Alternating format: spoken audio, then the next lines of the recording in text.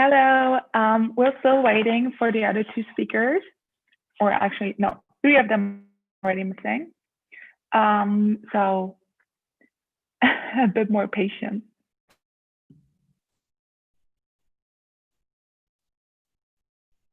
Hello, can you hear me? Yes, I can. Ah, great. Hi, Jessica. We just have to wait a couple minutes because, yeah, three of our speakers are still missing. And sure. Yeah.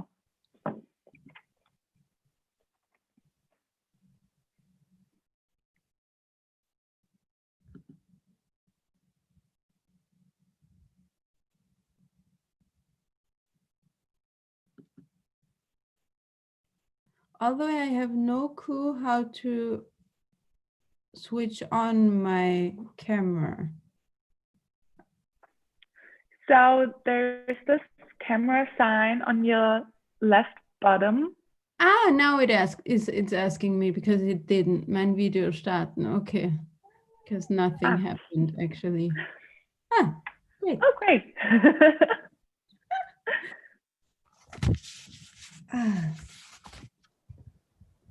Hello. Hello. Hi. Sorry for the delay. So the Wi-Fi was kind of weird. Hi. Hi, Rania. Sorry, I just want to pop in and say hi. Hi, Melissa. It's nice to meet you. Meet you. Hello. We all want to say hi now. I'm so excited. We already had a big day ahead of us, so behind us, sorry.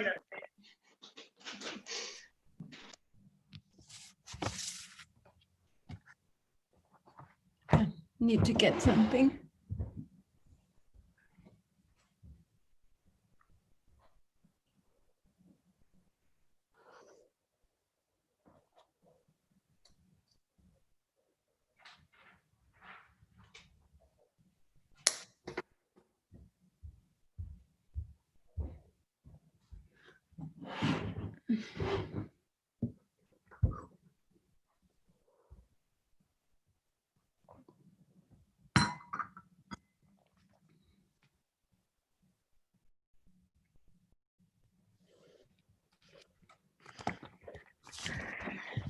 So how was your day?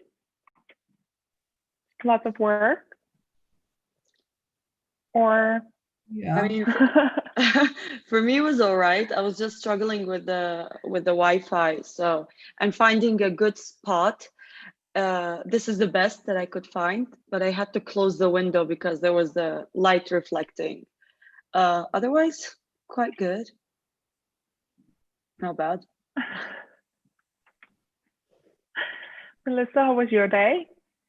Yeah, kind of strange because I'm not used to having home office time, and I had this the whole day, and it's not my first video conference, although I don't feel well that well with that method of communication, I must say. Yeah, considering my age. Yeah, you really have to get used to it. But I think it's strange. Yeah, it's really something you have to get used to. It's just, there's nothing else to say. Yep. Okay, maybe I just start with the check-in call. Eventually, Edith will pop in. So first of all, thank you for participating. I don't know if you quite understood what I meant in my email because of the introduction part and also about the discussion part. So I just want to explain it real quick again. So basically, I'm introducing you and we're starting with the lightning talk by Amy. And for the, Amy, do you maybe want to share your video? Oh, you are. I'm sorry, I didn't see you. Problem. Like, oh, it's not working. Yeah, I'm here. Yeah. Yeah, so Amy will share her lightning talk with us. And then afterwards, we go right into the discussion with first with the general questions I sent you. And each of you will then talk for, I don't know, about 5 minutes or even less, depending on how much you have to say on that specific question. And then we just keep it going. So each person of you will talk to the same question in the beginning. And then the personalized question you got, these are the questions we ask afterwards. And after this, yeah? Yeah, go ahead, sorry. And after the discussion part, we want to have a Q&A, and we're gonna collect the questions we get from the Zoom chat or maybe from Facebook. I get the questions then and ask them to you. Okay. I'm just worried it's gonna be a bit challenging considering the time frame, because I mean there are 1, 2, 5, let's say 4 general questions, and then another 5 specifically to our activities. So what plan on these, because I don't know what will be said in this lightning entrance kind of part. So which of the general questions sort of do you prioritize, or in case we don't have time for all of this, because I'm afraid we won't. Of course. So the thing is that there's a reason that we didn't have that proper structure, or like that discussion completely structured through, because we also wanted to keep it as dynamic as possible. Because usually when we see each other, it gets more dynamic because of the gestures we give. But online it's a bit harder. So to make it even more dynamic, I'm going to ask you first, for example, the first question will be the very first I sent you, that one, where does the implementation of the regulation stand today? And then we'll just look how it goes, and depending on that, we'll adapt the questions maybe, but not. So we'll rather go through the questions and then maybe skip the bonus question or so. Yeah. Okay. So we won't ask all the questions I sent you. Some of them are also just backup questions if we don't have a Q&A, like a proper Q&A. For example, if people are not engaging enough. So these are the plan B questions then. I see. Yeah. Okay. Hey, Nadia. Hi, Jessica. I'm sorry. I joined too late, so I just heard the last sentences that we are going through the questions and maybe not to the bonus. No worries. I basically told them what I already told you yesterday, that we're trying to keep it as dynamic as possible, and that we don't go through all of the questions because we're limited in time, and that we take the next question that fits in the best, but also from our question sheet. And as I said, if there's no Q&A or questions from the audience, we take the bonus questions. Okay.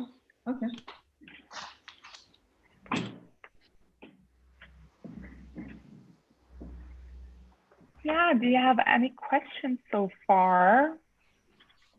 Yeah, I do. I'm just wondering if we're going to start right at 6 o'clock. Sorry, could you repeat? Oh, sure. I'm just wondering if we're going to start right at 6 o'clock.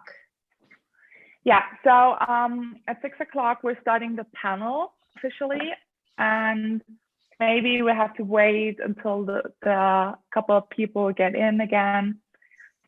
And then I go straight into the introduction. Okay. Yeah, and after that. The church bells ringing here right at 6, so I just wanted to. That should be fine.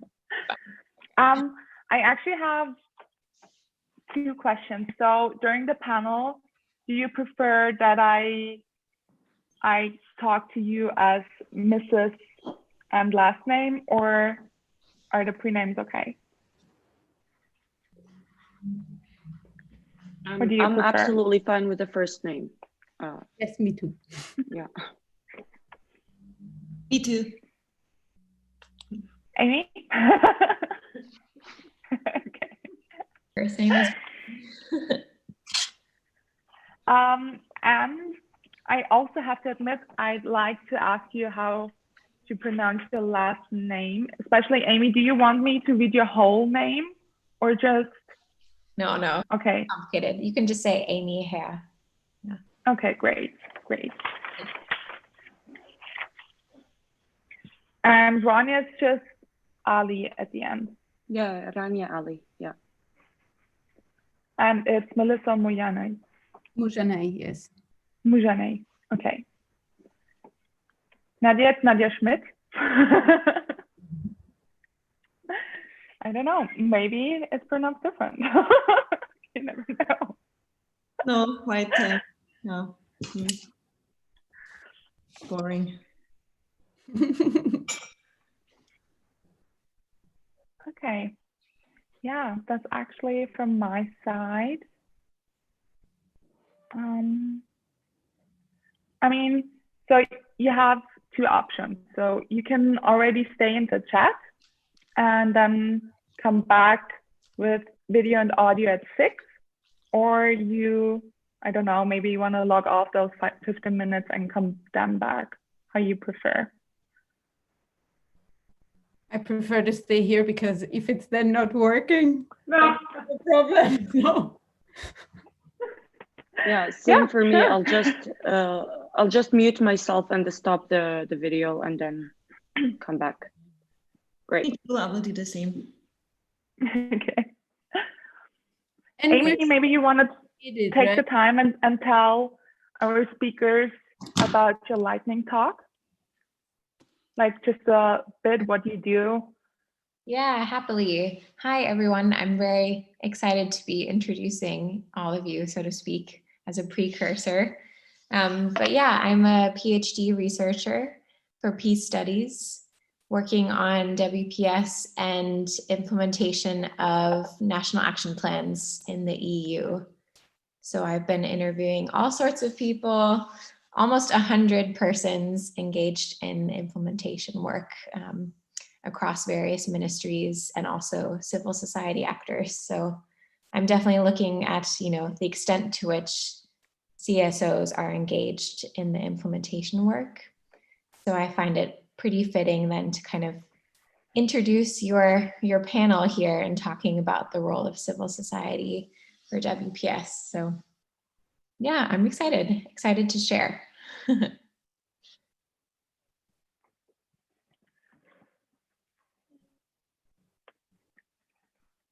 Okay, thank you, Amy.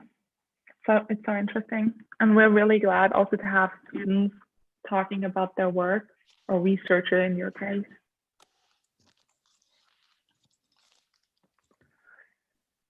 Yeah, so I'm a bit out of the box kind of with Okay, guys. CSO person, so yeah, but no.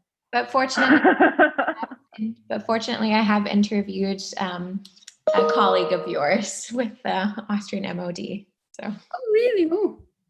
Yeah, let me double check that I have the right name here because there are so many. Yeah. I talked to Ursula Hahn. Ah, great. Yeah. Yeah. I just spoke with her a few weeks ago, actually. So more recently.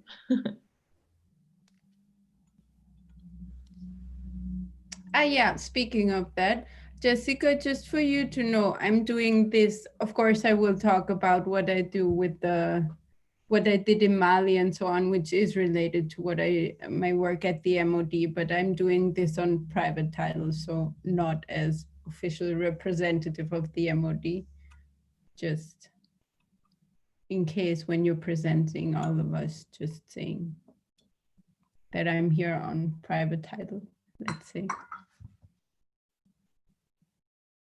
Your mic is not on, but I see you like nodding your head. So do you want me to mention that you work for the ministry, Well, I guess people or should I leave that part out? in the invitation, and it's where I have my experience of. So Mm-hmm. if you want to mention it, you mention it. If not, not. But all what I'm saying is kind of like my personal point of view, and that not so much official MOD talk. Let's put it that way. That's totally fine, and we really love that. Maybe you just want to tell the audience then that that's your personal point of view and not of the MOD. Yeah. Just to make sure and Fine. just to clarify. Fine. Good. So I just saw that Ada joined us. Ada, do you maybe want to turn on your camera and speaker?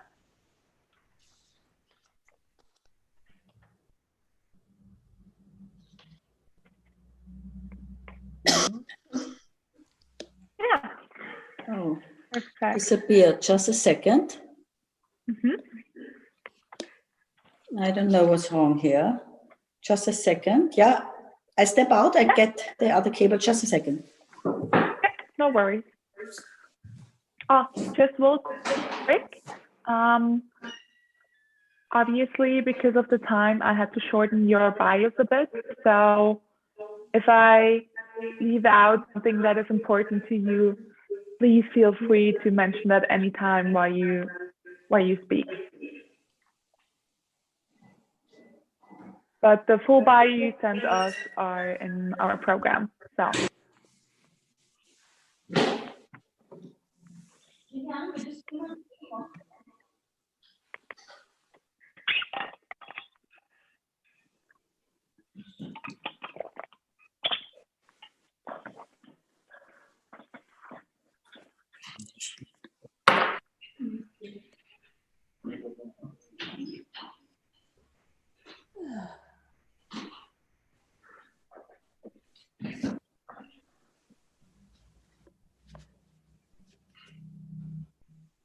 Right. Edith, can you hear me? Yeah, just a second. I can hear you, but I will struggle with the camera. Schau mal, kannst du versuchen, die Kamera da anzustellen? Okay.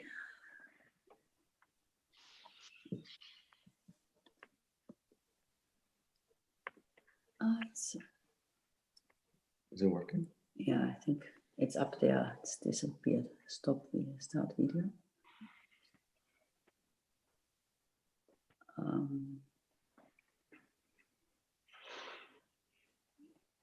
I don't understand that it doesn't work.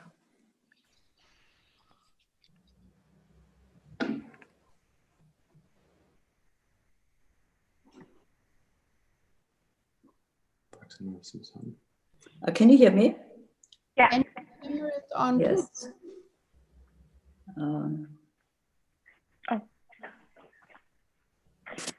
Can you see the video as well, or is it? Yes, we see a table and maybe a chair or something like that. Okay, yeah, it's flipped around. Yes, flipped around. How about now? Still the chair. I can see his forearm. Yeah, that's fine. Yeah. Now it works? Yeah. Perfect. You can see it. Yes. Okay. And how can you see the whole group?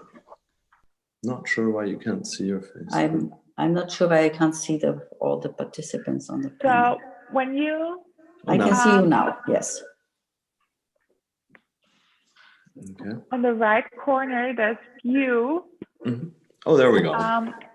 Got it. And then I think you just need to. Okay, good. Yeah. I think it works now, doesn't it? Yeah.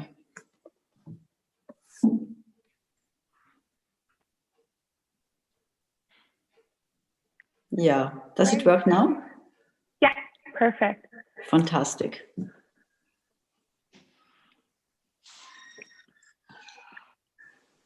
So do you have any questions before we begin?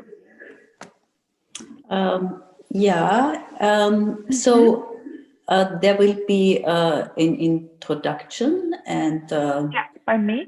Yes, that's great. And this 10 minutes lightning talk. And then we will start, you will ask us questions. There will be questions running through the whole time, and you will ask particular questions to always a particular person on the panel.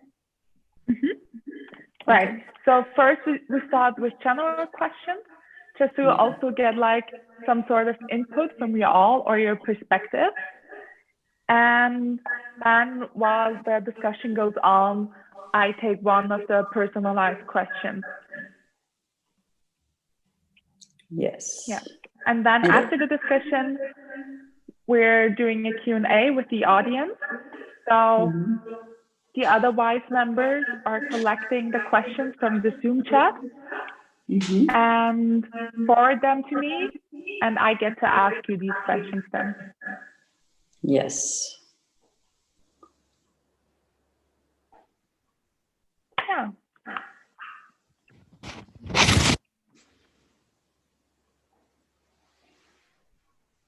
So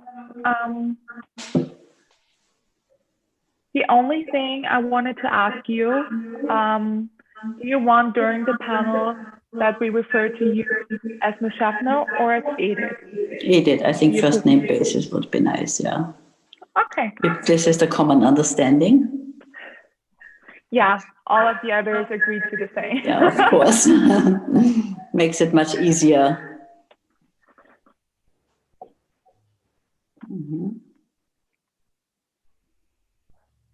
Okay. So we're gonna start in 8 minutes. So if you maybe, I don't know, want to mute your speaker or turn off your camera, you can do so, or you just,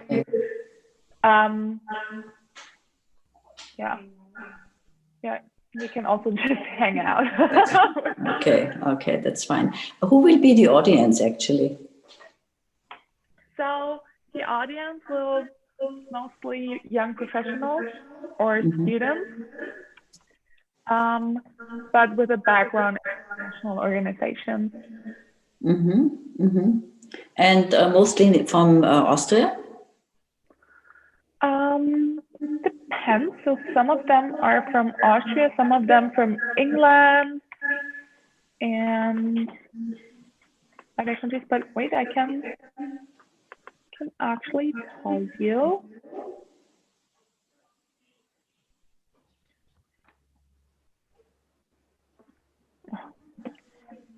So yeah, we have some from France, Denmark, Austria, UK, all over the place. Nice, yeah. And is everyone on the panel who is supposed to be? Yes. So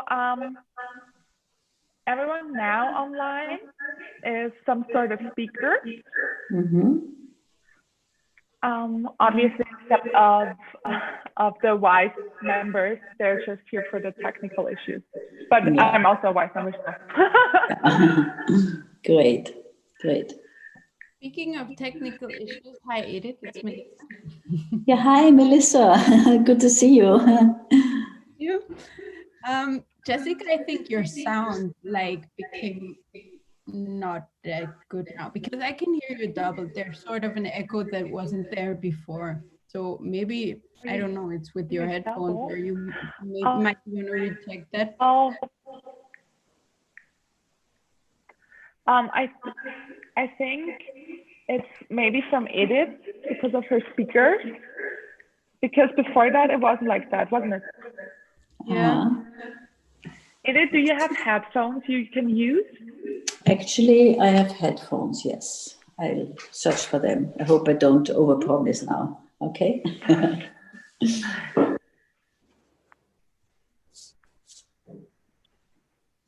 Because beforehand it was fine, wasn't it? Yeah, I mean, I don't know when exactly that happened, but it did happen. Actually, I don't have any headphones. Wait, let me try something. Once, but I think then it would be horrible.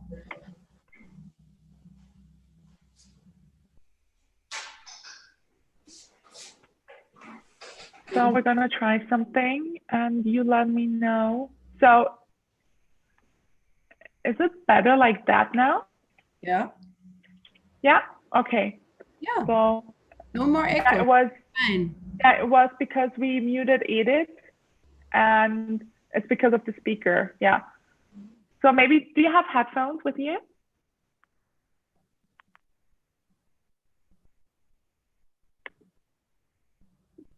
She's still muted.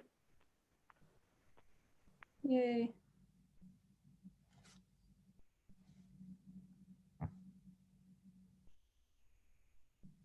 You're still muted, Jessica. I know. I did that on purpose because I was talking to my, Edith, just 1 second. 1 second.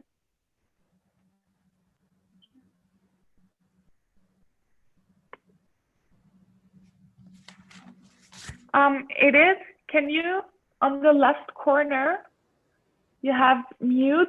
Can you unmute yourself on the left corner of Yes. the screen? Is it unmuted Okay, perfect. now? Yes. Yeah. So it should work All now. good.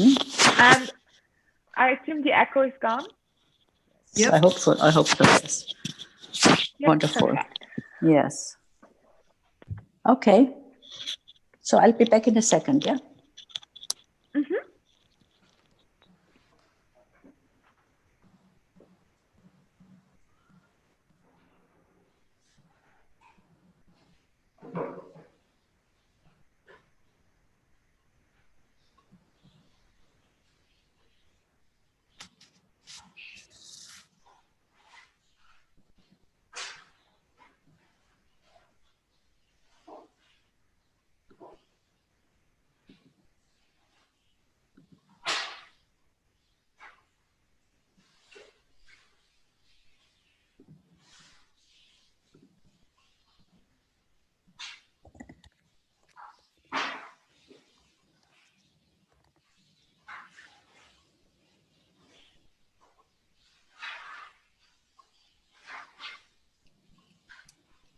Yeah, let them in.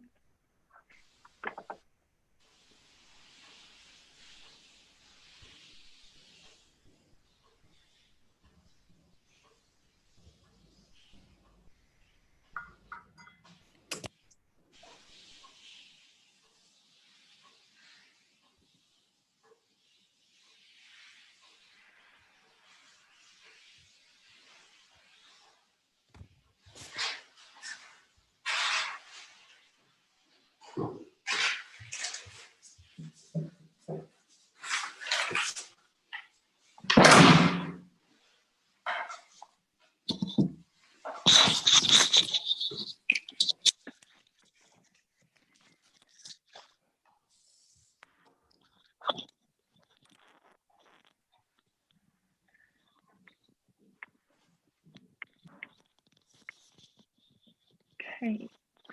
First people coming in.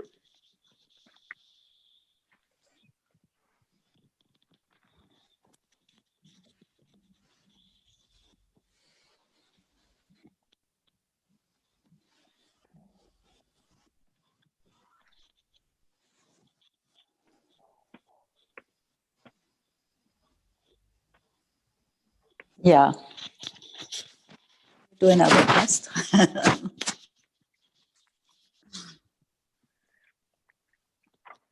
So we're gonna wait 2 minutes or so, and Yeah. then we're gonna start.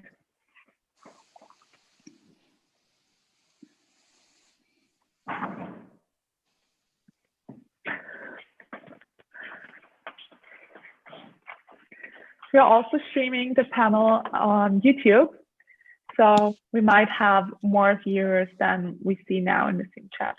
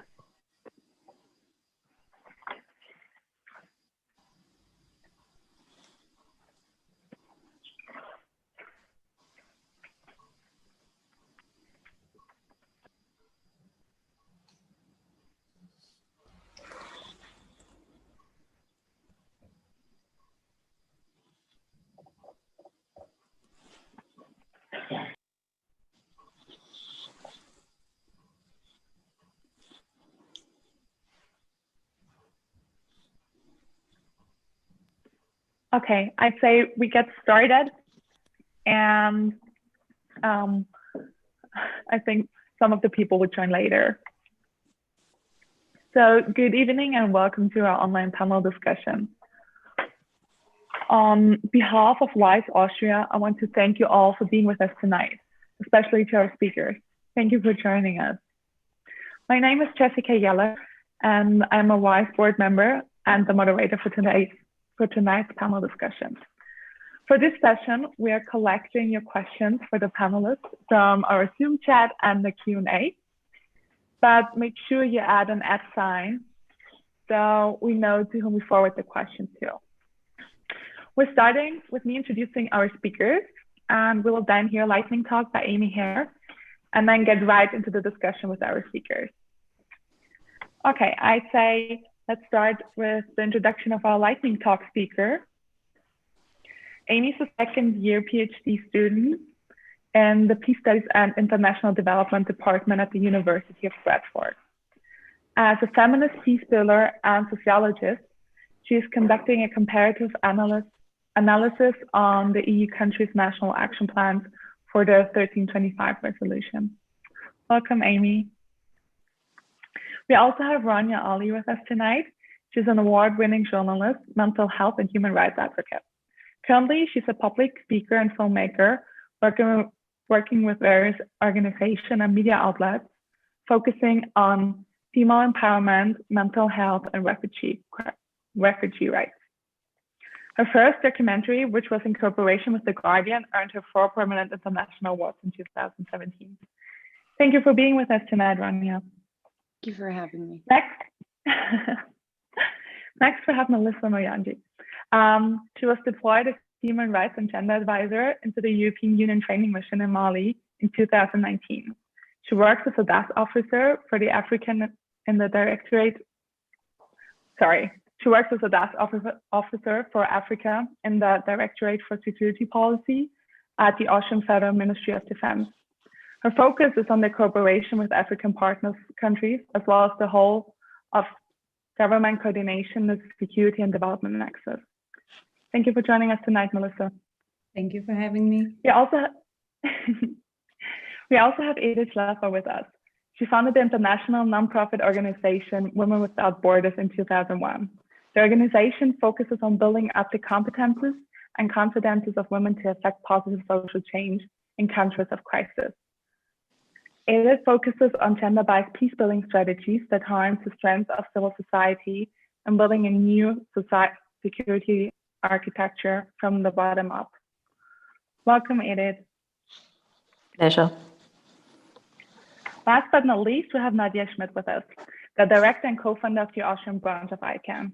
ICANN is the international campaign to abolish nuclear weapons, and this organization also won the Nobel Peace Prize in 2017.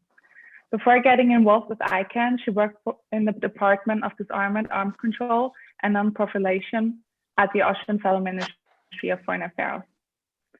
Welcome, Nadia. Thanks for having me. Hi. Okay, I say without further ado, I hand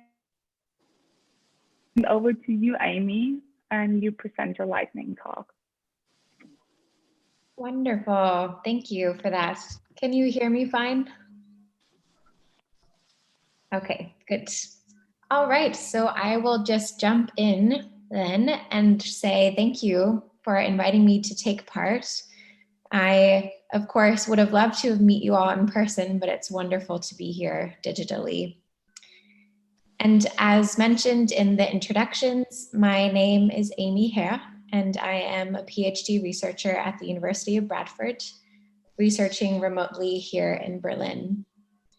And with this lightning talk, and as a precursor to this evening's wonderful panel, I'm sure, I will be talking about some trends that we're seeing in the women, peace, and security agenda, including some initial impressions from my own data collection phase of the research that I'm doing, and then focus on how civil society is a part of this vital peace work. And as a note, if you would like to be in touch, feel free to do so. I know that my contact information is being shared. So to begin then, and in sort of setting the scene, as we've noted, I think, throughout the course of the conference today, since trends within the global peace and security climate remain ever-changing, the WPS agenda, of course, has been adapted accordingly, staying interconnected to other UN policy matters. And in this current climate, it's safe to say that the original intended emphasis on women and peace, envisioned by so many with UN Security Council Resolution 1325, is now really an emphasis on women in security. Should this come as a surprise? Well, this agenda is situated within the UN Security Council, which does have its own narrow operational mandate. So maybe hopes placed in this landmark resolution have been falsely apportioned. Adding further to this complexity, initial visions for Resolution 1325 included a focus on demilitarization and disarmament. But by being situated within the security scene, with the UN's permanent 5 as major security players, emphasis is instead on increasing the number of women in the military, women's leadership in the armed forces, and, as we know, the protection of women in times of conflict. Again, not on women and peace here, but women in security and their protection as part of security. So fast forwarding to 20 years later, with this year's 20th anniversary on 1325, one of the 4 pillars for WPS, participation, particularly civil society participation, arguably the main impetus for 1325 being adopted in the first place, has been de-emphasized. With 1325's 10 subsequent resolutions, only 5 address women's rights and participation, and to limited degrees. All resolutions refer to women's protection, however. To reorient the discourse around 1325, a shift is needed out of this latent female victim narrative, and I would argue out of the women in security focus. But how can this be done, especially since this agenda is situated within the UN Security Council? Well, that is where my research comes in. I am looking at how countries' own national action plans, or NAPs, for the WPS agenda are being formulated and implemented, specifically in all European Union countries with such plans, of which there are 20. And to date, I have completed 95 interviews with a range of implementing actors. And what I've found, even within one region, is that, not surprisingly, not every country is the same. For starters, I've discovered that few maps for EU countries refer specifically to disarmament, and no plans reference nuclear disarmament.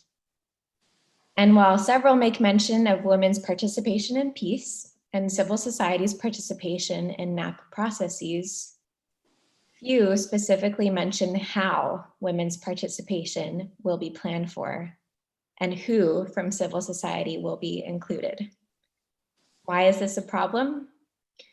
Well, without transparency, activities may not be planned for. External civil society organizations may not actually be brought in, and accountability needed for this agenda just may not exist.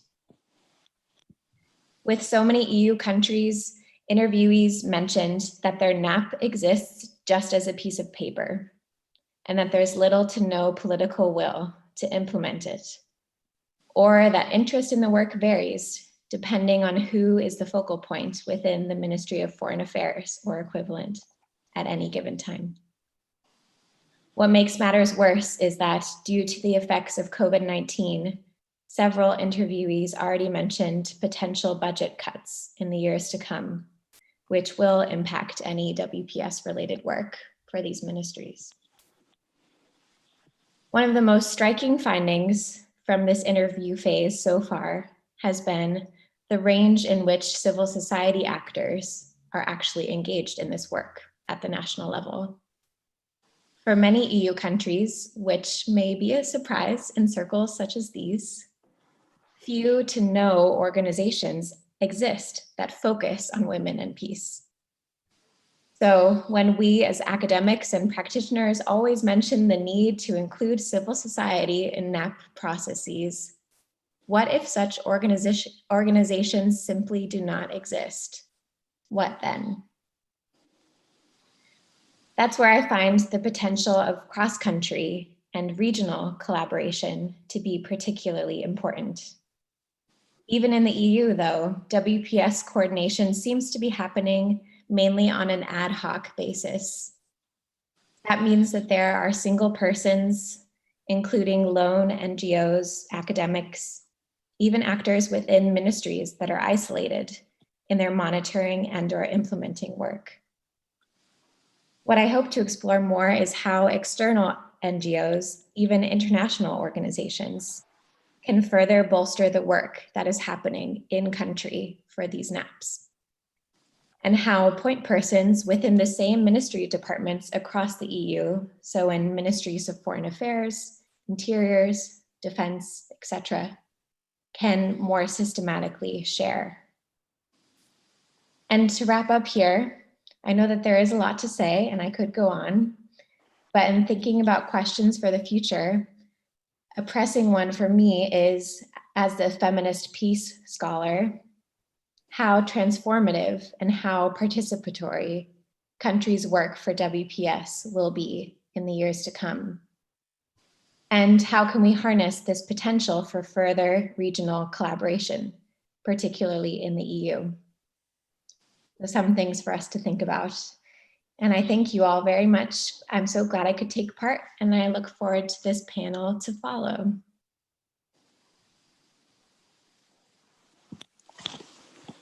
Thank you so much for your talk.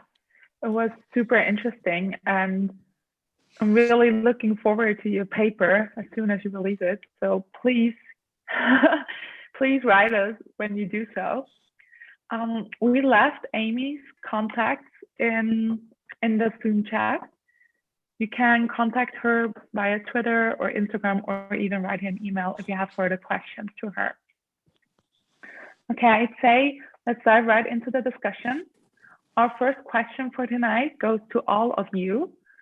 From your expertise or point of view, where does the implementation of the 1325 resolution stand today? Edith, do you want to start?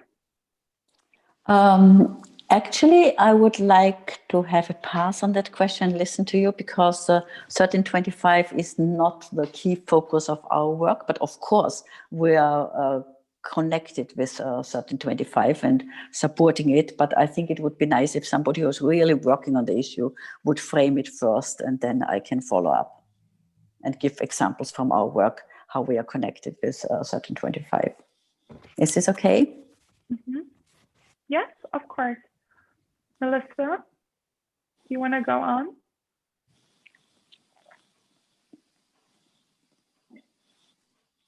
Oh, I think Melissa has some technical issues. Melissa, can you hear me? Yeah, my connection is absolutely not stable, so I didn't hear even the end of what Edith was saying. So could you repeat, please? Yes, so Edith gives a pass on this question because her work is not completely focused on the resolution, but just a part of it. And she'd like to frame it afterwards and want to hear other speakers first. Okay, and so it's my turn. That was the point. Yeah. Sorry. Technical difficulties. Well, no worries. Yeah, very interesting introduction, also especially for me. And there are some connection points which I might have the opportunity to speak of also. Just to mention that at the beginning, I'm here in a private capacity. So thank you for the invitation, not representing the Austrian Ministry of Defense, but also bringing in the experience I had working on that topic. And before we start, I think the most important thing here is to remind ourselves that this resolution 1325 has been a milestone from a feminist point of view. Today, and especially younger generations, which I still count myself in, we're kind of impatient and critical about the progress and what did we achieve in these 20 years. But let's not forget where we and where this is coming from. And this impatience is totally understandable. But considering the WPS agenda, it is a permanent effort. It is a permanent fight, let's say. And at this moment, we're experiencing a huge backlash, a backlash that you might see at a high policy level, where you have some regressive gender policies of some countries of the Security Council, but also in the field when it comes to violations of human rights, when it comes to misogyny and that highly conflictive environment that we're facing in some regions of the world. So this is also referring to the lightning discourse before. Why are we more and more speaking about women and security and not women and peace? Because our environment is becoming more and more conflictive. And what has been, in my point of view, an asset of the WPS agenda was to go with time and to go with how the situation develops. So the last resolutions are just a reaction on what is happening in the world. And so in my point of view, I see the development and the implementation as a difficult work, of course, and yeah, as an effort that needs to be done like all the time.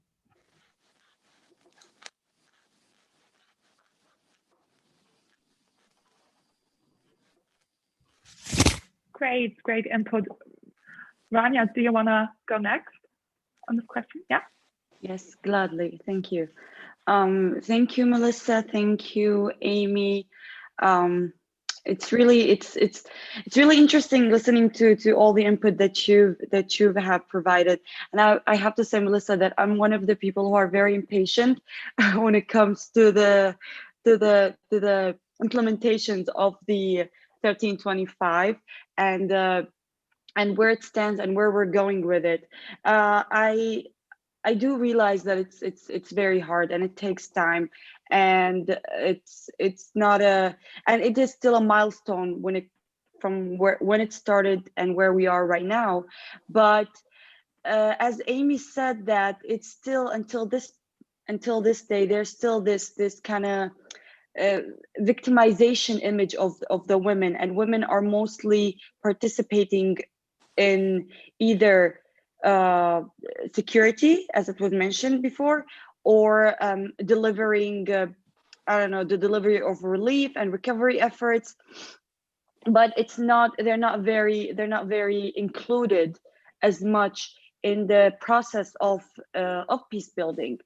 Some things that I was really, that I always hope to see and I want to see from countries who are part of the, I mean, not only part of the Security Council, but in general, is there are things that they can do, not just to include women in the, as I said, in the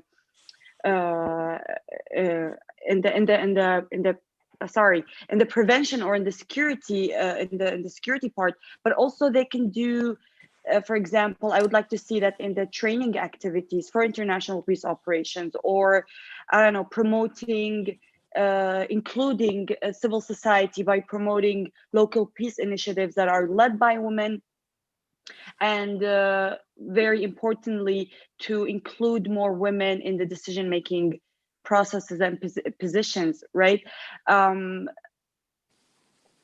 Preventing gender-based violence, which is a huge deal, of course, it's very important, and protecting women and girls is it's a very important part also of the work that should be done, but it shouldn't be focused, as I said, it shouldn't be focused on that. It should be, I mean, as someone who's coming from Syria, women have little to no role in the country that is war-torn right now, and in the process that it's in the country's peace-building process. Again, if we want to see something more sustainable, if we want to say the efforts to be more sustainable, we need to recognize women are equal in the process of not just, again, I'm just reiterating what I'm saying and what's been said before, not only in the security part or the delivery of relief, but also in all the other aspects, peace building, decision making, training, because you have to equip women also with the necessary tools to be part of the process that we're talking about, to be part of the peace building. So yeah, training them, recognizing the local peace institutions and initiatives, and also promoting them and supporting them. Yeah, that would be from my side. Yeah. Great, thank you. Nadia, do you want to go next since Edith wants to be last? Okay, thank you. I was now just thinking, I again have 3 different directions I could go now, because from the inputs of Amy and Rania now, it's like I count myself also to the very impatient women, but also disarmament activists. And there I have the connection to Amy's talk, where she like about the participation aspect of women, but also like the participation aspect of civil society, and that the resolution did not really focus that much on nuclear disarmament and it's like on a very like gendered approach also to disarmament. And I want to talk kind of like now about a success story, in my opinion, that somehow quite well implemented the spirit of the resolution 1325, which is, in my opinion, the Treaty on the Prohibition of Nuclear Weapons, in short, the TPNW. Normally, I would now talk also a bit about like what is gender and nuclear weapons. I don't know if like all here are familiar with it, but maybe I leave it to questions like afterwards if someone wants to have some further talk about the specific gender aspect. But the Treaty on the Prohibition of Nuclear Weapons that was negotiated and adopted in 2017 is the first international treaty on nuclear weapons that addresses gender and nuclear weapons. And it has a specific reference on the role of women in general, but also on the disproportionate impact of women.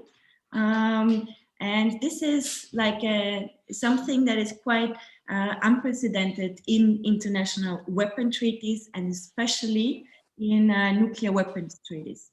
I don't want to get like in the preamble and in the articles, but we as ICANN campaigners are all quite very proud of that this is in this treaty. And this comes somehow also from the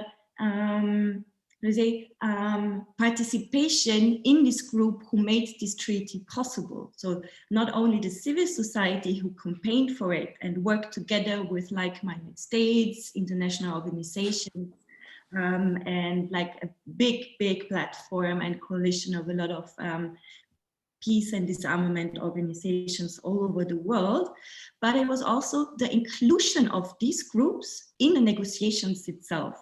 So we had a civil society, a place there. We were included in all of the aspects that were negotiated, the diplomats there. And so there was quite a big part giving to the participation of civil society in general, but also to the female or women aspects in general, and in marginalized groups or indigenous groups and survivors and victims of these weapon systems. This like for one part. So it's like really the treaty itself, I think, is like from its text very well and positive news, I would say, that now after 20 years of the resolution we now have a treaty which took this into account, and it's written down thanks to broad participation. The second point I wanted to raise is that the negotiations of this treaty a lot of female leaders. Most of or many of the most active delegations there were led by women. For instance, Ireland and New Zealand, Philippines, South Africa or Sweden, and Thailand, they had like the head of the delegation, they were women, and the president of this negotiation conference was also women. And the civil society organizations that were included in these negotiations, there were a lot of women, women organizations, including the Women International League for Peace and Freedom, the oldest women peace organization in the world, who had like a very leading role, but also the leading figures like of ICANN itself, Beatrice Finn, and our speaker like Setsuko Thurlow, who is a survivor of Hiroshima, were very active voices in these negotiations. And that's like just as a comment also, because Amy asked what if such organizations within the nations simply do not exist? We had, ICANN is a campaign coalition with more than 500 organizations in 100 states that work together under this campaign coalition that ICANN is. And there are a lot of, they're just maybe small and not that well recognized.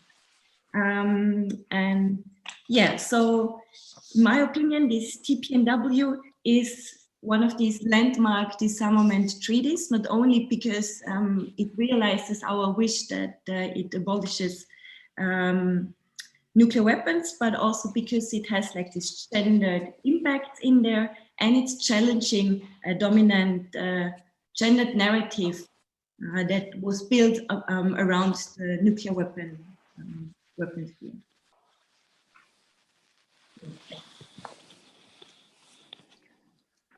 Thank you for that. Super interesting. Edith. Yes, thank you so much.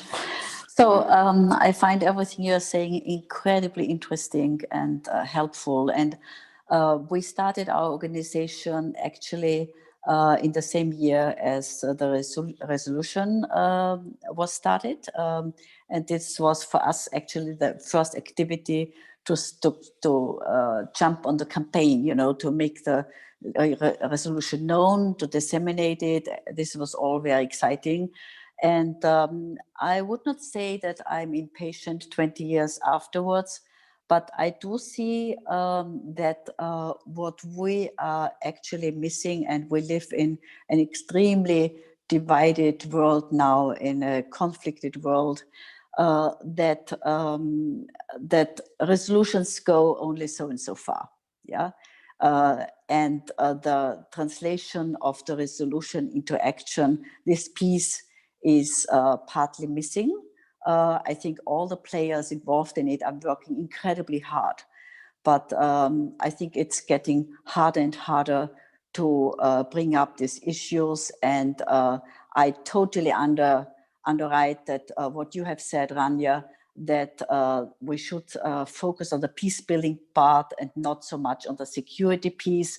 At the same time, and here I come in from where we as Women Without Borders position ourselves, without creating safe spaces and making sure that women have a say, a voice, and take part in the security arena, we will not go to that level of peace building.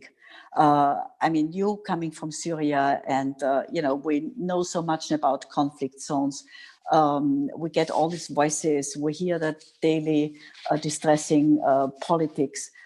We see that safeguarding these spaces for women to act in these places, and I say women, I mean overall civil society is targeted in war zones, in crisis arenas, but usually women are particularly targeted and they carry the brunt of it.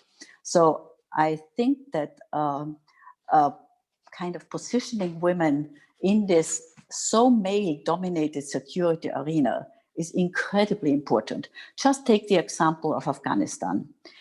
We started our organization partly after we had done a lot of research around the role of women in situations like in Afghanistan, where women in the underground, we learned from the women who really kept civil society alive during the times of the Taliban, for example. And these were acts of heroism, keeping civil society alive, going underground as teachers, as nurses, as doctors, because they were not allowed to leave the houses and they did not know how long this terror regime would last. And where are we now? The West was going to war with Afghanistan, with the Taliban regime. And now the West is sitting at the negotiation tables without including women. I mean, where is the outcry? Where is the peace building effort around this? So I think we really have now to step back and think together. And I think this is our global, the call for a global sisterhood. How can we support women in these crisis scenarios where, I mean, there might be a last opening, if we stand up and support our sisters in Afghanistan, or take the Congo, the Democratic Republic of Congo. I mean, in the Congo, we have this incredible initiative of the Nobel Peace Prize laureate, Dr. Mukwege, who created with a group of women the City of Joy, supporting the women who were actually targeted as weapons of war, in terms of horrific rapes. And I mean, he got this Nobel Peace Prize, and he built up this city, which is not only reconstructing the dignity and the health of the women, which is a long process, but also enhancing the leadership skills of these women so that they go back to their villages and become role models. But at the same time, his life is threatened. The whole project is threatened. I mean, he has been on the global stage. The world looked up to him. He got all this, shake hands with world leaders. And maybe the project will not go further. And the women are under incredible threat. And I do think that the peace building spirit is under threat. So I do think that we really need to pay more attention to actually what is going on right now and see how we can mobilize, how we can collectively support, those who are under threat right now. I think this is for me, the responsibility of the resolution which, I mean, yes, it's very important which country will adopt it, how do the NAPs work out, everything fine. This is a very important process. But in parallel, we need to have this parallel layer of taking action, mobilize the activists on the ground, in the halls of power, you know, at all levels of policy making, from grassroots to the top layers of decision making, and bringing the women together where they are, you know, under the trees in the respective geographies or at the negotiation tables, and really insert ourselves in the negotiation tables. I think this collective power, and there is a lot of global women power already around a variety of tables, but strategizing and thinking of how to create maybe examples of successful implementations, for me, that would be highly gratifying, and I think it is so needed. So this is my suggestion and how I look at it at the moment. So we should not be too drawn into the bureaucratic processes, which again, I don't undervalue. They are extremely important. We need all the frameworks, but at the same time, we live in an era of urgency. And I think particularly now in the context of COVID, every day counts. Yeah, totally agree. I just want to mention that we want to keep this discussion as dynamic as possible. So if you have the urge to react to one of the speakers, please do so. For example, Edith raised some important points. If anyone wants to add something to that.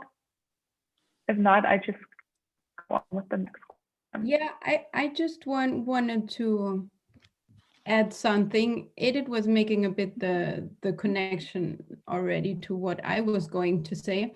I fully do understand that point of view, that which is very common to speak about, that over securitization, militarization of the discourse.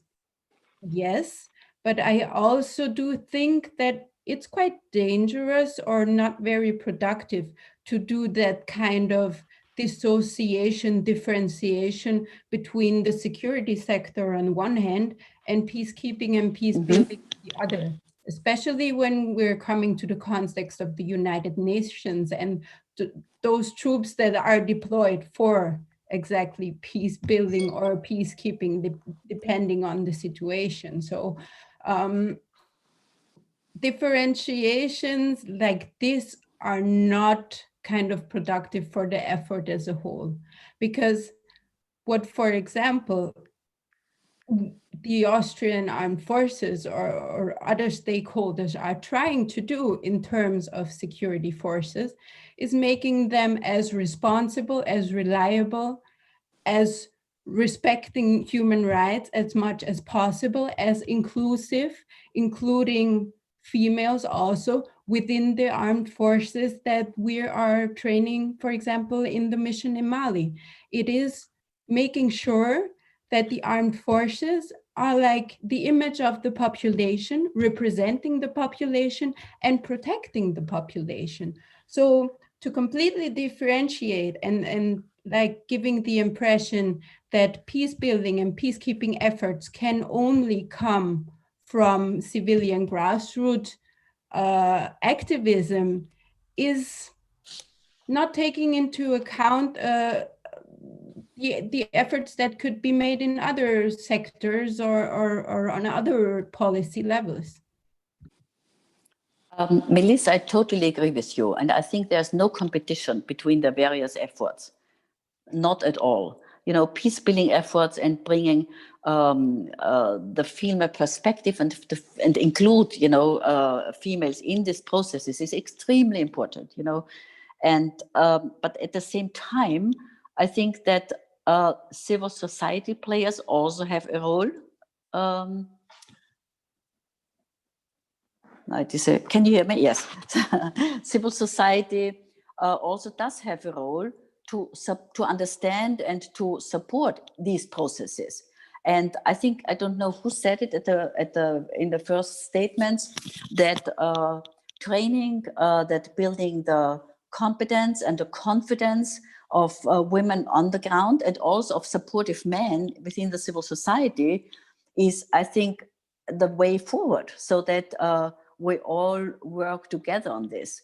I think that peace building operations don't work in isolation from civil society actors. So I think this is what I would call a whole of society approach. And the whole of society approach starts at the grassroots level. I think this is incredibly important because this is where the success happens and this is where the failures happen. Bringing, I'll give you an example. I mean, definitely we as Women Without Borders, we are very engaged in bringing women, particularly women, into the security arena. So we focus on the threat of violent extremism and try to engage particularly mothers of adolescents and young adult children, or half grown ups, in very turbulent times of adolescence. We bring them together. We created a model, an educational model. We call it the Mother Schools Parenting for Peace. So I think that starting there, using educational skills at the grassroots. So this is an empowerment tool which we should not undervalue. And this helps, to build up and then to understand, to support all the other processes. I think peace building includes very broad avenues and competences, and it is something that I would say must be supported from various layers of society. And I think enhancing the support at the grassroots level, translated into an understanding where it actually is a daily reality and helps, the survival and the overall living conditions and peaceful conditions at the grassroots is of utmost importance, I guess. But I think it doesn't exclude anything. I think it's a very holistic approach. Yeah, exactly. In order not to hinder cooperation and to go in with prejudices that are not helping our cause. Exactly. That's exactly my point. Yeah. Yeah, absolutely. You already mentioned some sort of approach or step to move the agenda forward, like the side approach that you mentioned. This one can be seen as a step to get the agenda forward. Rania, Nadia, what do you think? What kind of steps can be taken to move the agenda forward? Maybe Rania, you want to start? I actually heard basically 3 words of what you said. Rania, Nadia, do you wanna? So, do you mind please saying it again? Yeah, sure. Thank you. It is sad that the whole society approach that you mentioned is some sort of step or actually a method to move the agenda forward, or the resolution. That's also what I think from my perspective. But what do you think? What kind of steps can be taken to move the agenda forward? Well, that's very important, and I hope I can give. I mean, in my opinion, I would say that in order to again, to make sure that it's working in the best way possible, and to make sure that everyone is included in it and no one is being excluded, whether it's civil society, whether it's women. I mean, by civil society, it's not only women, of course, or women, or if it's the security part, or if it's the peace building part, or the peace protecting part, or disarmament. I think it's just, for me, it's the same points that I've mentioned before. in order to make sure everyone is included, and inclusivity is very important, is very present, right? You need to, it's not only about quotas, it's not only about who's doing what and how many women are doing what. You have to make sure that first, these women are included. Second, you make sure that they know what they're doing. That's why I mentioned the training part before. Thirdly, to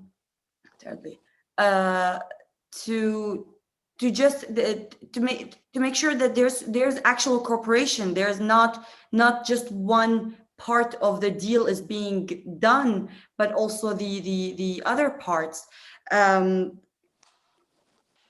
That's how I see it. Again, I'm by no means the expert here. It's just that I'm giving it from a point of view of an activist, and how I would see the agenda being working in the best way possible.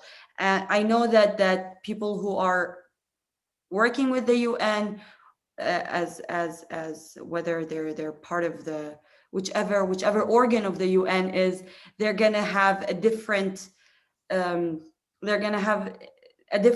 priority as in how the implementation could come to work. But for me, and from someone who is considering as a civilian who's just part of the civil society and is doing their work is as an activist, this is how I would see it moving forward. But I probably other people would not see the prioritization would go the same way. But in a nutshell, it would be just the best way is to cooperate, and not to exclude one part because something else is more important or something else is more urgent. And I do agree, a lot of stuff are urgent right now. Disarmament it's urgent. Protecting women, gender-based violence, all that is very important right now. But that doesn't mean that the other aspects should be neglected. Yeah, I think that in my opinion, that's how I see it. I don't know what about the others. So. Yeah, I totally agree with you. I just want to say 2 sentences. I absolutely agree. It's there are always competing issues, and there are priorities, and one has to focus and one has to strategize.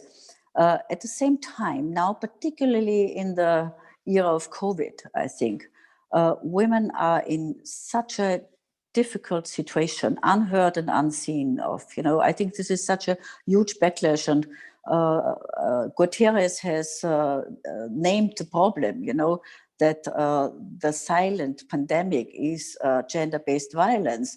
So under these conditions, how can the majority of women, and those are heartbreaking numbers we learn now day by day, the women who are affected, how can they be part of the process, of the process of peace building, where there is no peace in their own home? Peace starts at home. This is the initial safe space. And there is there's obviously no mechanism in place. I'm not, no global, no local, there are not the precautions taking place to safeguard these women and protect these women and find ways, out of this humanitarian crisis. This is a huge violation of human rights. This is not only about women's rights. It's a stain on our humanity to see what is going on right now. So I think, in my opinion, this is a priority now, to find solutions in this situation so that these women can again live in a situation of a peaceful surrounding, and from there they can activate their resources and become part of networks and go into the right direction. And I think this is what is, for me, really much needed, to move forward in effective peace building strategies. And I think this is already a peace building strategy to find ways to solve this huge crisis which is affecting women right now at the very moment. And sorry, I would just like to answer that. And I absolutely agree with you, Edith. I think it's of course, there are urgencies, there are urgent matters that need to be attended to, but at the same time, we need to, I think, keep in mind that the risk that we are taking by if the only time that we're talking about women's role and what we're doing to women and what 1325 is doing to help is by protecting them or talking about violence that is that's happening against women, we are risking showing the women as only victims, which is not true. I mean, it's absolutely right. It's a fact. Women do suffer, are the subject of violence more than, yeah, I would more or less more than I mean, at least domestic violence. But there is the point was that not to neglect something over because of something else. But at the same time, I definitely agree with you. It is a very urgent matter. It is something that you need to empower women. You need to make sure that they're safe before you tell them to contribute to anything. That's it, sorry. Nadia, you wanted to say something? Yeah, I would like to follow up on Rania's suggestions that, in my opinion, the focus on the question of representation of women and also the women's role or also victimization is needs to have an additional very important perspective, in my opinion, which is having a different discourse and establishing feminist views or feminist security concepts, or like different security concepts, and talking about definitions of peace and war and power structures, to create new and other forums where also the results can look differently. Again, I'm not an expert in like conflict resolutions, but again, disarmament, that's what the humanitarian initiative did, is the discourse around certain weapons or the militarized or masculine militarization aspect is you give power to a weapon when you have a nuclear weapon and you're strong, you're male, you have power, and then you are secure. On the other hand, people, most of like a peace movement or disarmament advocates, they are perceived as weak and irrational, and most of the time equals a feminine approach or female approach. And this doesn't give that much room for maneuver.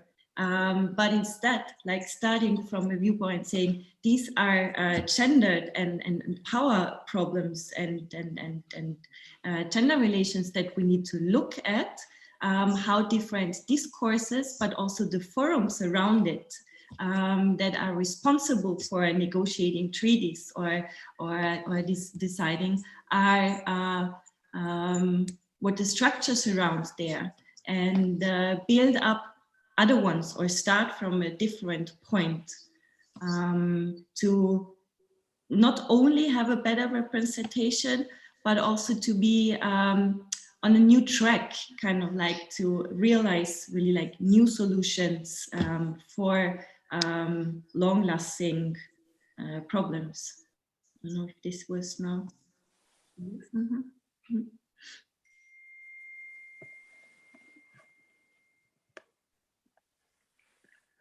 Yeah, we heard some impacts on how we can move the agenda forward, and you all work in some sort of organization or in your own ways as an activist towards these goals. But when you work towards these goals, you always have to overcome hurdles. what are the biggest hurdles you have to overcome in your work field? Melissa?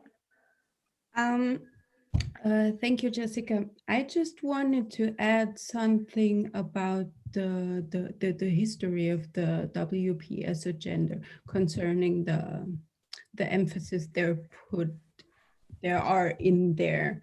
So when you look at it, not only you have that starting point where there were ideas of female participation in peace processes. Then you had like, let's call it a second wave, where it was more about like the protection of women's rights and women's bodies. Now in the last times you had a bigger focus on women's agency, and with that focus on women's agency coming to a point where you include them in prevention of violent extremism and terrorism and so on. So to say something positive, there is this development within the agenda where you're not only victimizing women, but you're giving them this agency that they have, and seeing them from another perspective. So there has been some progress on this, on that side. Just to mention that we're not still in this ideology of women are victims, and especially victims of sexual violence and so on. This is one part, but since then, for sure, the agenda has evolved. And coming to your question about the hurdles,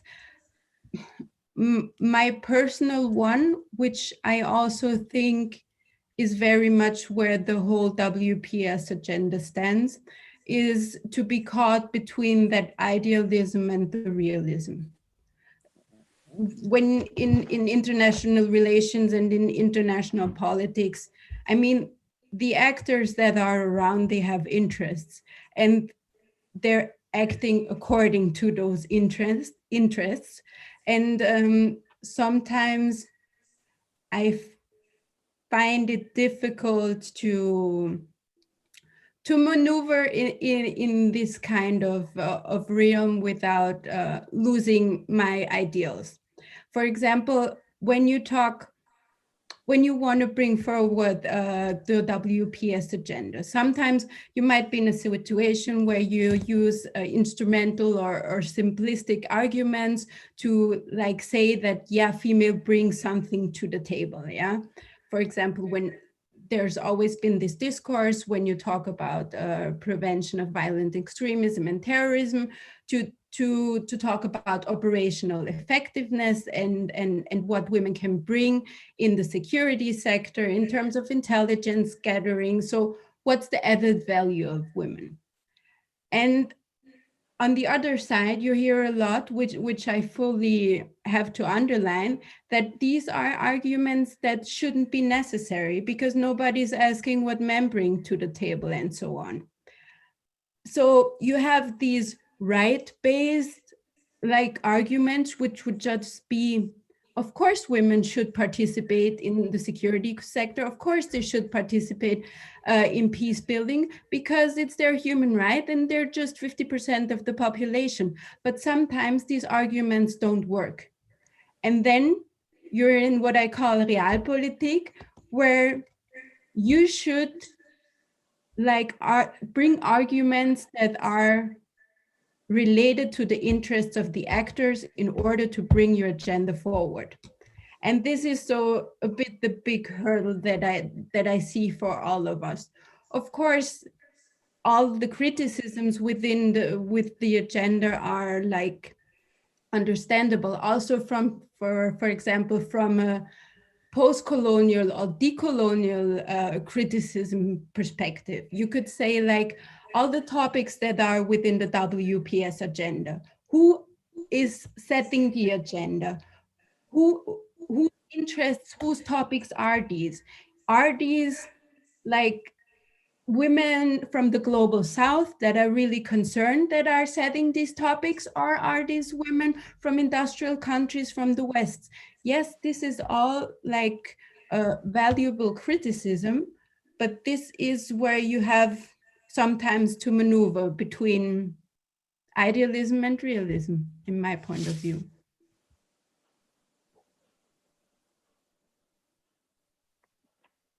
Yes, I totally agree with you. Ada, do you have, what kind of experience do you have with those?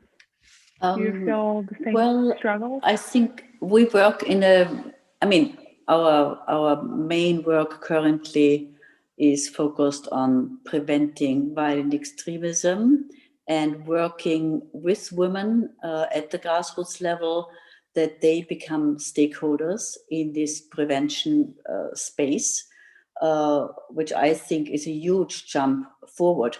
And this is not the question, whether it is, what we have seen is so much of hard power has not worked. Hard power is mainly exercised by male dominated actors and male dominated approaches, from military forces to law enforcement. But within law enforcement, of course, a lot has changed as well through the inclusion of and participation of women. But I think that the question, why women in security and peace, is not the question anymore at all. The question is the how. How do we bring something to the table that is different? Maybe you framed it as a feminist discourse, how we translate our approaches into action, into a new reality, without being in denial of the realities on the ground, which are often not very welcoming. So I think that the question of how is the most important one, and bringing the issue to the table means that we bring the issue to the table in a physical form, that women's representation is safeguarded. Currently, we work across the Western Balkans. We work in places like Bangladesh. We work in very different settings. And what is a common experience is that women are not visible. They're not really participants in these processes, which is a big mistake. So they are, even in the municipalities, it is a very male-dominated discourse. We have, I think it was mentioned in the lightning speech, or one of the speakers later mentioned it, and I think that is very important, the lack of female-led organizations. So we often have to rely on individuals at the grassroots, individuals in the ministries. I think that capacity building needs to have a stronger gendered component, that actually women as a collective can act as change makers in these various scenarios. An individual can only go so and so far, but I think we need strong collectives, women-led organizations who are also trained and empowered to do the right thing. It's not enough, and we see this in realpolitik. Look at the global level, where we have female actors, and where's the difference? So I do think that the women who will make changes in this critical spaces need also the respective training and empowerment and the right skills and the right spirit to contribute in a valuable way. And the other thing is, of course, the empowerment of the male counterparts, the still overwhelming male counterparts.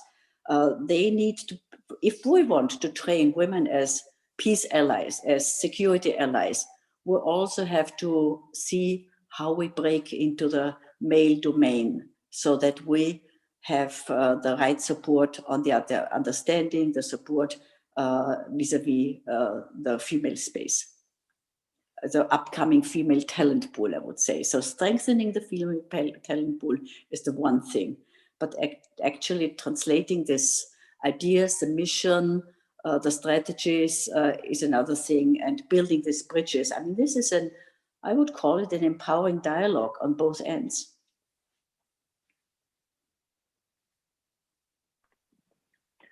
Nadia, what are the biggest hurdles you had to overcome in your work? I wouldn't add actually much of over what has been already said, especially what Edith was talking about. So my work is mostly with non-governmental organizations. I also do freelancing as a journalist, and what the biggest hurdle is the overwhelming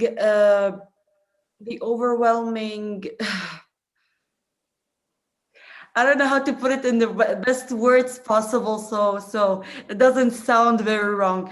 Lack of female representation, lack of female existence in my sphere. It's not, and Edith was talking about soft power and hard power, strong power. I don't know how it was, but dealing with your whether it's your boss or whether it's the leader of the organization or whatever it is, could be really hard, because the way that they see it is the way that they see the process that should good work, whether it's a project, whether it's a video for advocacy or whatever. It could be really hard, it could be really difficult for us to get to a certain point where we agree, because first, I would say also age is different. I consider myself quite young in the field, and there's all mostly over 45, and it's really hard with me to try to get to a common agreement on what we should do, or how should we follow, which kind of process we should follow, which kind of method, technique. That would be the biggest hurdle that I have to overcome basically every single day in my work, just to try to convince a male boss who is over 45 that maybe we should follow a different path, maybe we should do it in a different way and see how that goes. Lack of women in the, I mean, lack of women who have their own organizations, that also could be very discouraging sometimes. But it's changing, it's a changing process, and I think it's that would change, that it all will change very soon, hopefully sooner than I could imagine, but it's quite challenging to deal with that every day. Yes, I can imagine. And I think some of us have these kinds of bosses. Nadia, what were your biggest hurdles in your work field? Well, I must say our boss and our head, Beatrice Quinn, is a woman. So in this respect, there was a not so difficult situation in the whole campaign. But the most challenging is not only the goal of our campaign, but that it's like this goal has inherently this gender approach, and the question of who can participate in questions, or in this specific regard, nuclear questions. And then the criticism that you face that the peace movement that established a treaty that abolishes nuclear weapons is a treaty that is dangerous, and that is like endangering the existing system, and by that, like, meaning, like, in brackets, inherently you are challenging the existing system, like the male-dominated force. And of course, you all have a very weak and idealistic and feminine approach, and of course, because there are so many women involved. So in me personally, whenever I'm vetted, it depends. So in which forest, but sometimes it's like the first question, what brings a young woman like you are in engaging in this topic, because it must be quite hard. And I don't like this first question because I'm invited there as a speaker on talking about the nuclear disarmament and abolishment of nuclear weapons, and I don't want to be brought into like, why is it that you're here? Well, I'm here, yeah? And of course I'm a woman, and my way to get there is of course that I have like that I'm a supporter of another discourse, and that I'm a proponent of a gender discourse and of a feminist agenda. And maybe that was like also in the forefront, the attractiveness of being part of this process and being part of ICANN. And we just now see it like also like challenging, because right now I just saw some Twitter notifications right now, because I guess our director Beatrice, she's now very much like criticizing also certain administrations and governments in the world. And right now there is like this big push by the United States against the treaty, the TPNW, because we hope that tomorrow or within the next days it will enter into force, or we'll get a 50th ratification that we can enter into force. And suddenly there is like a whole group of themselves like powerful people, male leaders, that are bringing up arguments that are completely, how do you say, not even getting into a discussion of like what the treaty is, why it exists, but just following their own path of how viewing those things, and that this is not a serious thing. But still, when a Trump administration sends out diplomatic depeches to all major countries to tell them to get off this treaty and to not ratify it because it's a pretty dangerous situation, I would say.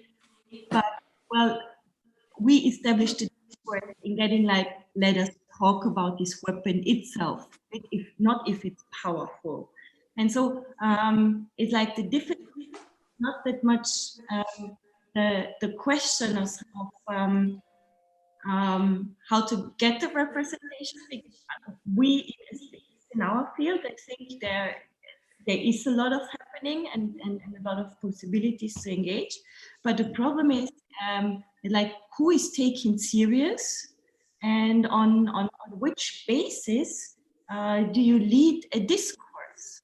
And not just a discourse like it's not, in our case, it's not a theoretical discourse, but it's a factual. We have a treaty and we are developing international humanitarian law, and the United Nations did something in this respect. So we are talking about some factual things that exist, but which are put from other sides into wrong discourse.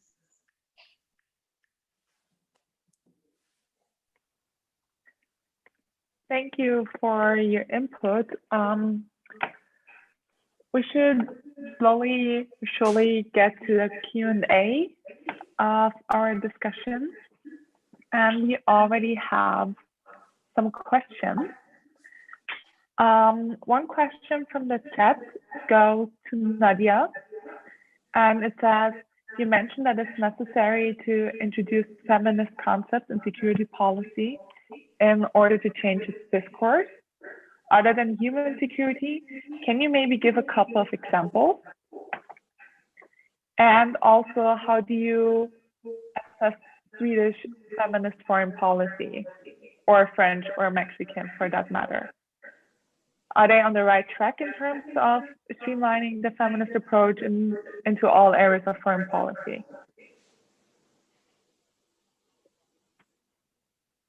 You're muted.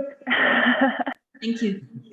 Well, that's a lot of topics to touch upon, but feminist concepts in terms of security policy, I really need to say it's like human security is really the core of it. And I mean, it didn't really start as a feminist concept, but it's really included or incorporated in this like feminist agenda that security needs a different definition, not about like security.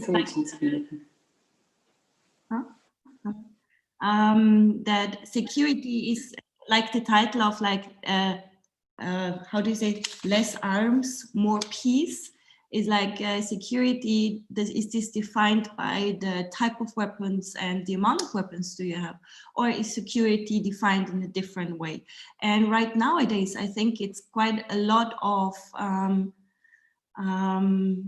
developments that bring global politicians and institutions into the direction that security needs to be redefined, also like in face of COVID-19 and various conflicts, but also with regard to the environmental and climate change crisis that we have in health. That asking like, isn't like the core of security, the human security, that people can live in security, and what do we need for it? Firsthand, we need education, we need a health system with a social system and an environment that is not affected. And if you start from this definition of security, I guess the policy implementation necessities, they look completely different.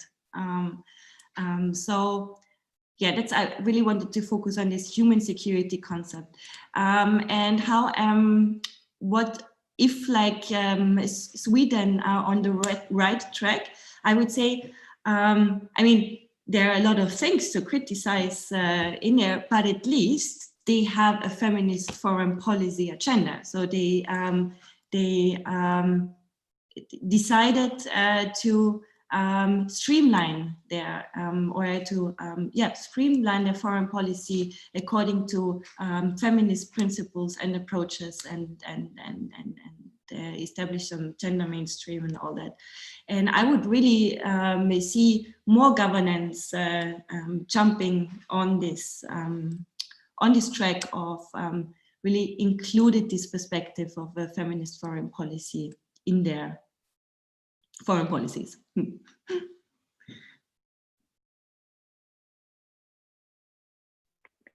Thank you.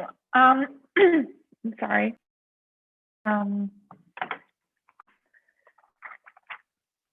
I have another question to all of you. So how do you think, how can young and older generations of women work together to support each other? Edith, you maybe want to start with this one?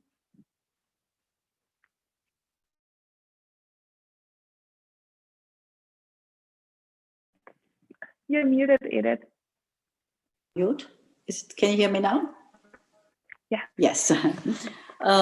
We have in our organization, in our programs and in our work, and particularly in our educational strategies, we have a strong focus on intergenerational work. So if we empower women, if we work on the potential of women, if we build up female capacity, focus on female leadership, which is prerequisite for feminist, the execution of feminist policy. We need strong leadership capacities.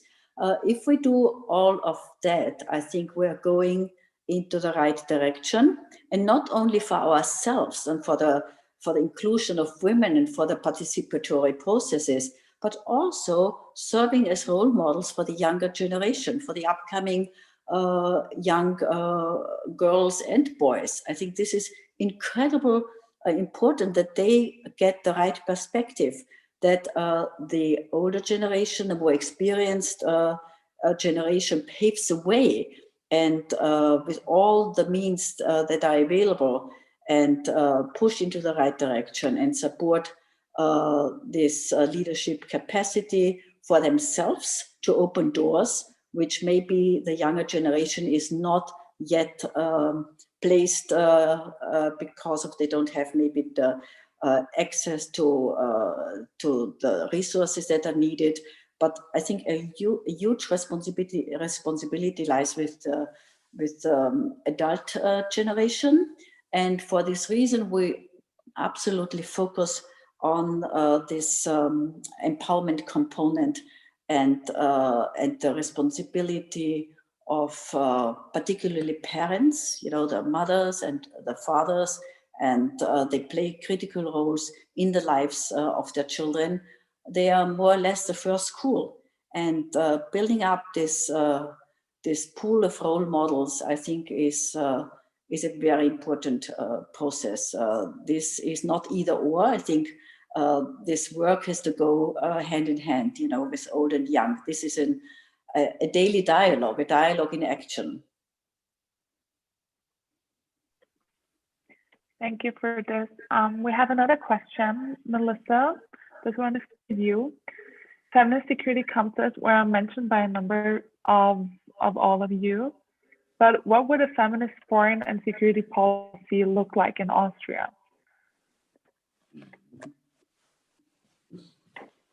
I like that question. You're muted.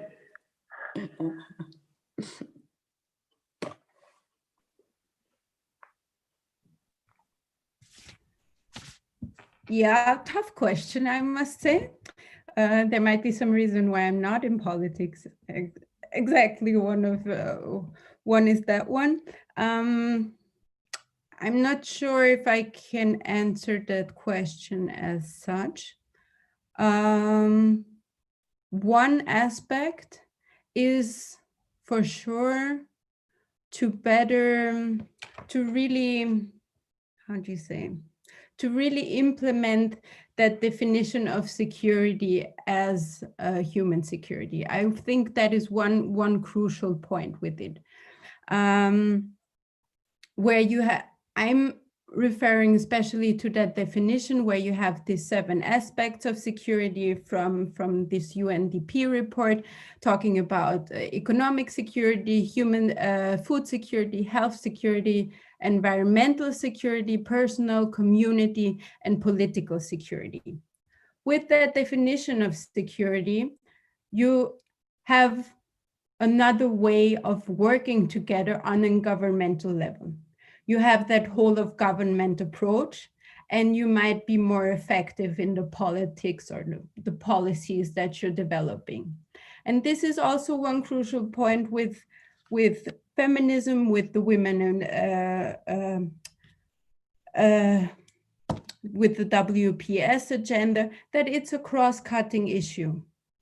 And to see it as a cross-cutting issue in which everybody has its role to play in order to make the world a more safe and secure and at the end peaceful place, that is what needs to be done actually. I'm always cautious with that labeling like feminist foreign policy or so. These are, what is behind should be seen critical, and what is counting are the action that are behind it. So the only thing that I would see as necessary as such is to make sure that women, peace and security, that feminism art is treated as a cross-cutting issue that should be relevant in all policies. And therefore, I'm sure we get to, let's say, better results or better quality of policy, and then better quality of living and more peaceful societies.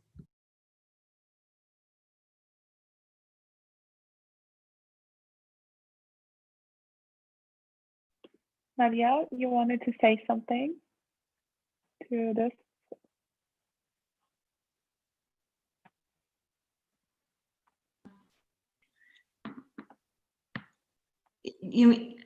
Now to the as a replica to Melissa, or the question of like how the Austrian foreign policy should look like? Both.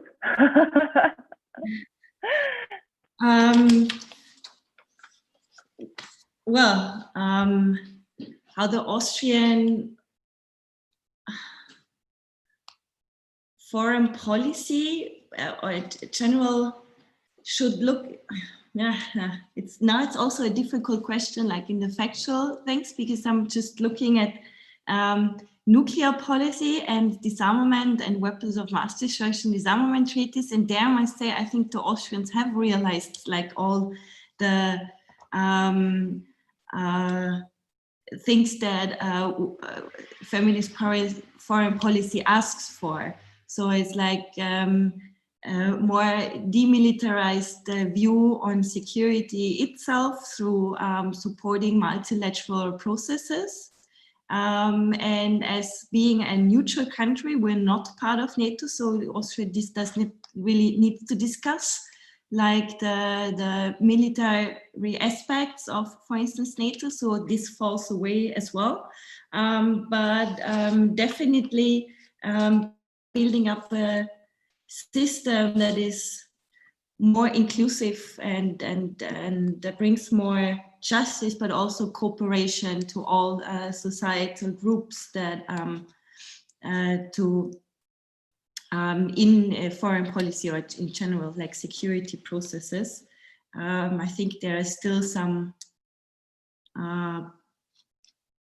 things that Austria should achieve, and generally, whenever I'm invited like as a speaker and I'm as an ICANN campaigner and representative in other countries than Austria, I always say, if one wants to support kind of feminist approach or a gendered perspective on also nuclear weapons or weapons of mass destruction, and in order to fully implement, going back to resolution 1325, then I have clearly 3 points that I need to mention. And one is that a country needs to address specifically the specific input nuclear weapons have on women and girls, and they need to ensure full representation of women in the weapons negotiations, which is, I think, much more an issue with countries, I guess, that are strongly militarized, because, for instance, in the TPNW negotiations, I think the major military powers did not take place. So maybe this has also an effect in the composition of delegations. But countries like Costa Rica that have clearly very peaceful standards and peaceful definitions in their foreign policy and security policies, there's a lot of space for women.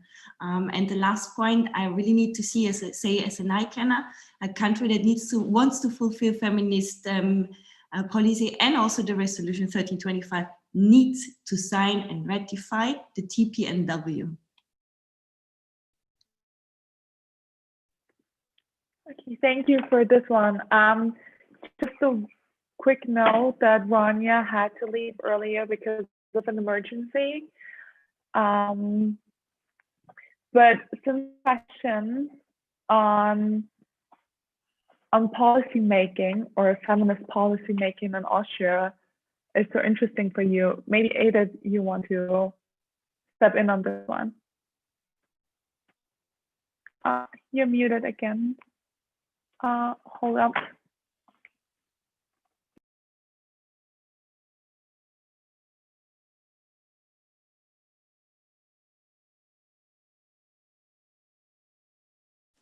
Yes, does it work now? Yeah.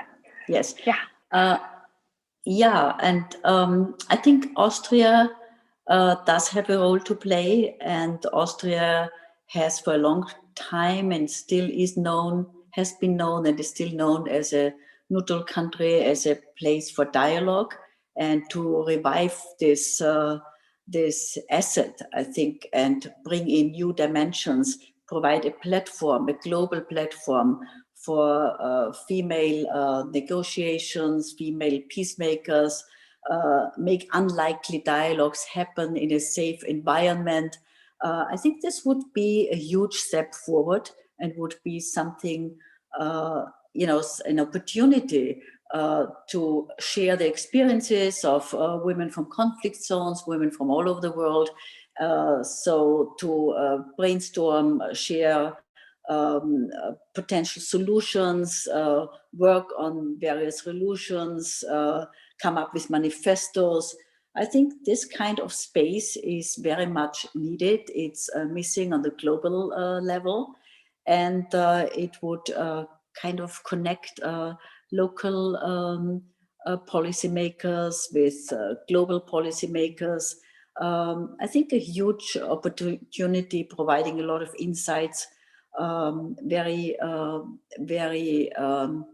effective in having dialogues which are maybe kind of out of the box. I would advocate for something like that, and this would also be a good place to further the implementation of the resolution. So bring the stakeholders together and create these opportunities for exchange. I think this is a role Austria could play in advancing the feminist dream. Thank you for this one. So in conclusion, we can say that the resolution or feminism itself came a long way, but although it's still so much more to do, and I just think we have to keep on pushing this agenda and women forward so we're there where we want to be. So thank you all for this interesting talk. And after all that we've discussed and heard today, there's one final question I have for you. Actually, it's not kind of a question, but more something that comes into your mind when you think of women, peace, and security. Like, what is the first word or some sort of catchphrase that comes into your mind when you think of women, peace, and security? Nadia.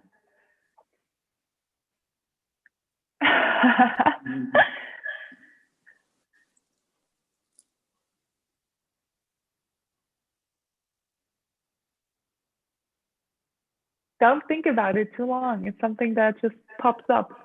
No, it was in my head. There were just certain women in my head. It was Bertha von Suttner, it was Beatrice Finn, it was Angela Kane, and Setsuko Thurlow as a survivor of Hiroshima. It was not it just names, nothing. Yeah, nothing else. Those names came up. The names are important. Melissa, what's the first thing that comes to your mind when you think of women, peace, and security? Well, actually, there wasn't any word coming up. It's just that when somebody says it or when I think of it, it seems right. It seems right, it seems natural and logical for me. As long as we are at the point that like women in security sector or women as activists or women as active players in international relations are something like that make people curious and exotic and exciting, there's something wrong within our society. The way we should think about it should be like, yeah, these things come together. Females are part of society, females are active actors, and if we want to make the world a more secure and peaceful place, of course, they play a big role. So, yeah. Yes, totally agree. Edith, what's your first input or the first thing that comes to your mind? Normalizing normalizing something that is out of balance. So bringing something into balance. It is healing our societies. It is, for me, it would be a ray on the horizon in the current difficult times. It would be a journey which we travel with joy and hope.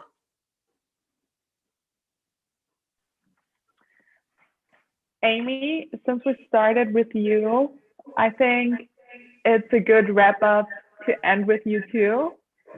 So, what's the first thing that pops into your mind when you think of women, peace, and security?